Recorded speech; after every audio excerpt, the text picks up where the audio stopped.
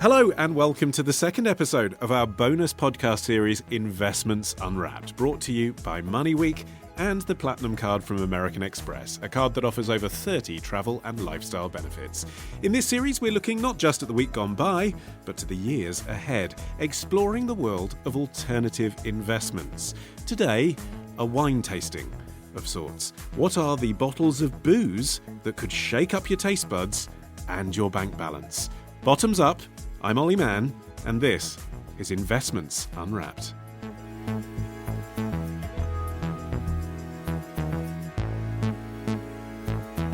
And joining me for another round at the Investments Bar is MoneyWeek's executive editor, John Stepek. Hello, John. Hi, Ollie. Good to see you. I should say we are both sober for this recording, Sadly. which will make all these puns hard.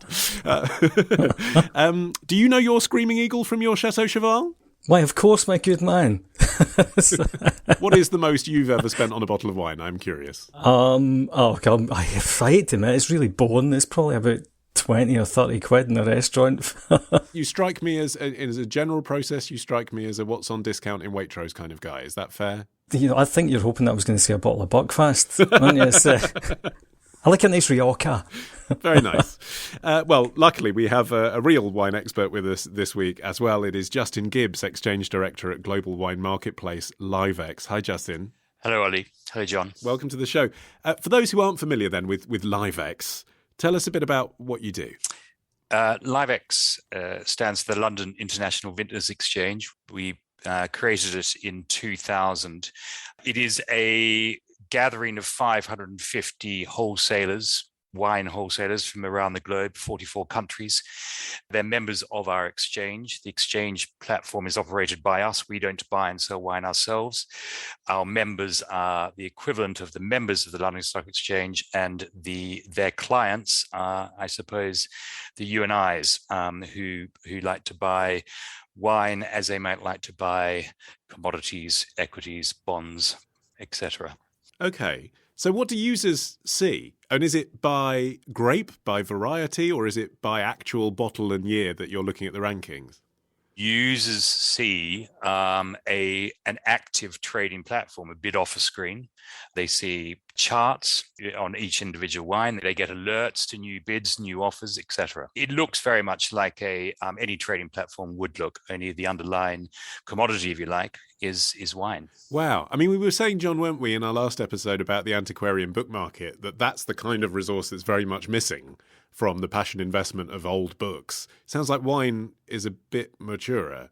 Yeah, wine's definitely a more mature market. And also, I suppose it's more it's more of a commodity in that, you know, a Roald Dahl book, each one's going to be very distinct and very individual. Even the first editions are all going to have different aspects to them. Whereas obviously wine is, in a weird kind of way, wine is an agricultural commodity. It's just that, there's a lot more variety and it's a lot higher end than, say, something like cotton or something like that. I suppose when it is really seen as a commodity, Justin, as something that you're slightly divorced from, it can, I'm guessing, sometimes be hard to remember you are talking about, wine juice in a bottle. It is an agricultural commodity. They would like to price these things as luxury products, but at the same time, you're producing 20,000 cases a year, year in, year out, of identical wines, assuming they've been stored well. It is traded by the international community as a commodity. So there you have the two sort of competing aspects of what wine is all about.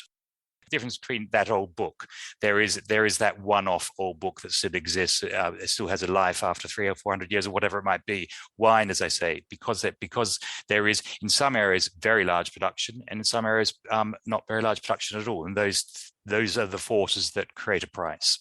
The strange thing for a lot of people listening to this, Justin, is that I'm guessing you would recommend to people that they do not drink the wine that they're buying for an investment ever. The thing about wine is that if it's a great wine from a great vintage, it might have a shelf life of 20, 30, 40, 50 years. Over that shelf life, it might be owned by multiple people. The last person who actually drinks it is making a decision that they can afford to buy it at that price and drink it, and it's possibly drinking it after it's done the requisite time in bottle. Interestingly, when you ask wine collectors why do they buy, only about 15 to 20% of them buy purely for investment, and only a small portion buy purely when it comes to fine wine to drink. So actually, John, you're kind of taking a gamble that someone's going to buy it at the end to drink it at the price it may have been inflated at, aren't you? Unless it's one that you personally could afford to drink yourself. Yeah, I mean, I guess that's the nature of any investment that doesn't pay an income. And that's the case with all alternative investments. To an extent, they're what I would probably describe as trophy assets, and that's not a derogatory term. It's one of those things where you get a kind of cultural benefit from owning it. It's something that's usually got at least some hobby element to it.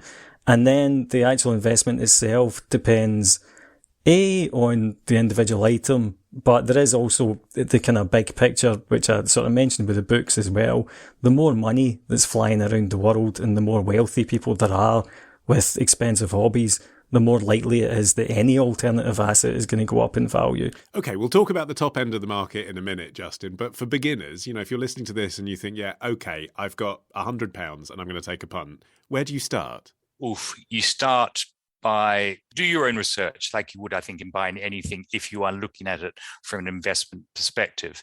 Nowadays, with the advent of the internet, there's a lot more information out there. There are price comparison sites there, but there's a lot of also insight.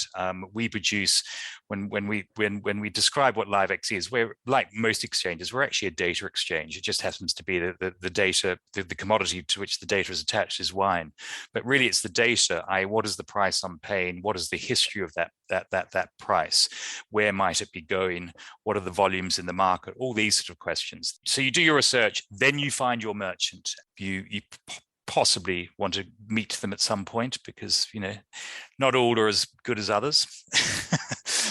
It's interesting, isn't it, John? Because, Justin alluded to the trust that you'd have to have in the merchant that you're dealing with, but also you have to kind of have trust in the history of the bottle. You're sort of taking someone's word for it somewhere down the line that they've stored it correctly, aren't you? How can you tell from looking at a bottle? Well, I mean, this is it. I mean, I think you have to be very careful with all of these investments because wine, and again, similarly books and similarly to whiskey, etc., is not a regulated market in that, if a fund manager says something and it's not true, then the Financial Conduct Authority is going to jump on them. For wine and other kind of alternative investments, that's not the case, and there's no regulator to run to if something goes wrong. And there's always cases where, for example, people have kind of bought bottles and then found at a later point that they're counterfeited. But then also there's the cases of purely just, you bought a bottle and it turns out that it's corked. I mean, from that point of view, that doesn't matter so much because that, you were going to drink it anyway, so it's not you were going to sell it on. But it would be extremely disappointing, to open one on a special occasion and have spent, the best part of £30,000 or £40,000 on something that's bad. Okay, let's talk about some of the big value bottles then. I mean, obviously there are other kind of historic icon vintages, but what's the new trend? What's the thing that's really, for example, in the last, 5 years, come out the gates? Well, okay. The wine market used to be dominated by Bordeaux wines. The reason it's dominated by Bordeaux wines is you have these famous large production chateaux, and the ones that people might recognize, the first gross, Lafite, Rothschild, Mouton Rothschild, Chateau Latour, Aubryon, and Margaux. These guys, then they're called the first gross, then you have the second gross down to the fifth gross, something called the 1855 classification, i.e. these wines were given a nod to their quality based, by the way, at the time, purely on price back in 1855. This is therefore one of the great growing regions of the world. And what's interesting about it, not only do people pay a premium for these wines, but these guys can be producing 10, 15, 20, at times 25, 30,000 cases a year. That makes for a nice, large liquid market. When the Chinese money began to flow in the early 2000s, it pushed the market, particularly Bordeaux, up to a peak in 2011, 2012, and Bordeaux was 95% of the market by value traded. Today, Bordeaux is 40%, Burgundy is 22%, Italy is 15%, California is 8%, etc. It's become much broader, much more interesting. Still dominated by France, though. Oh, it is absolutely dominated by France. I mean, it's dominated by Europe, I suppose. Italy actually has made huge gains in terms of market share over the last 5 years. Spain has been talked about. The interesting thing is that when you get into the smaller and smaller, more niche growing areas, it becomes far more complicated. That's what takes longer for that market to mature as an investment destination for people, because it requires the collector to understand it. With Bordeaux, it's one name on a label, very easy to understand. It's not broken down into little communes and little parcels of land.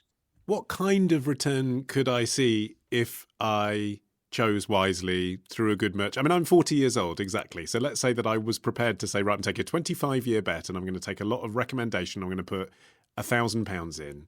What kind of return do you think I could see? Okay, so there are cycles, like as in all markets, but I can tell you that the indices that we run, the Liv-ex 1000, which is the broadest measure, which has about a 50% weighting to Bordeaux and a sort of 15% weighting to Burgundy, et cetera, since its inception about 18 years ago, it has a compound rate of return of 8%. Right. But if you had bought in 2011, just the first gross, as the Chinese withdrew from the market, you would have taken a 20% hit over 4 years. So you can try and time the cycles. But by and large, the reason wine goes up in value over the longer term is this very simple demand and supply. Demand will be affected by global GDP growth, particularly when the wine market spikes. Often emerging market GDP growth, i.e. new money entering the market, it enters just as it enters luxury goods, it impacts the wine market. But also, obviously, supply gradually over time is reduced because people actually open bottles and drink it. Okay, so I'm going to ask you what I've been asking everybody in this series, which is your investment heaven and your investment hell. Personally, give us one that paid off and one that didn't. Well, I mean, one of the first bottles I bought was a Jeroboam of something called Gruard Le Rose, 1982, which was a great Bordeaux vintage. And it was sold to me when I was working in the city, and my sort of first bonus I was paid. It happened that my landlord was a wine merchant. So he knew that I had been paid a bonus. And he said, well, I've got something for you. And I spent £500 on this thing, thinking, oh my God, a Jeroboam is 6.6 bottles. Anyway, I waited. I thought I'll drink this on my 40th birthday. And in fact, I did drink it on my 40th birthday, but I was aware at the time that I was drinking £2,000 worth of wine rather than £500 of wine. But the pleasure it gave was enormous. So there we are. As our Scot on the panel, John, do you feel a bit torn? I mean, I guess you'd be more comfortable investing in whiskey, wouldn't you? Isn't that your patriotic duty? I hate to be a cliche, but yes, I do like whiskey. And if there was an alcoholic drink I was going to invest in, it probably would be that. But and if you get it wrong, you can drown your sorrows in the investment. That is unique exactly. in this sector, isn't it? Well, with that, our second episode of Investments Unwrapped has popped its cork. My thanks to Justin and to John for joining us. This series is brought to you by the Platinum Card from American Express and MoneyWeek. The Platinum Card from American Express allows you to save as you spend, earning you a membership rewards point for every £1 you spend on your card. Your points can be used to pay for almost any item on your card's statement, including a bottle of your favourite wine, and they never expire, so you can save them up and spend them when the time is right. What's more, the Platinum Card also offers over 30 travel and lifestyle benefits, including airport lounge access, worldwide travel insurance, as well as a 24/7 concierge service that can book you dinner out at a restaurant with an outstanding wine list or an action-packed holiday away. To find out more about what the Platinum Card has to offer, just search Amex Platinum. Annual fee £575, terms and conditions apply. If you'd prefer a card without any rewards, other features, or a card membership fee, an alternative is available, the Basic Card. The information spoken about in this podcast does not constitute personal advice to invest and is not a personal recommendation on the specific products mentioned. If you're not sure whether an investment of this type is right for you, please seek advice from suitable financial advisors who will be able to advise based on your personal circumstances. If you choose to invest, the value of your investment could be at risk and fall, so you could get back less than the amount you put in originally. Investing in wine is not regulated by the Financial Conduct Authority. Next time on Investments Unwrapped, we're looking at Eames, Eggs and Antiques, the furniture that might be worth your investment. That discussion will appear in your feed in 2 weeks' time if you follow The Week Unwrapped via your podcast app of choice. And of course, you'll also get our main show delivered to your phone each and every Friday. Thanks for listening. I've been Olly Mann, the producer Sophie King at Rethink Audio. Goodbye.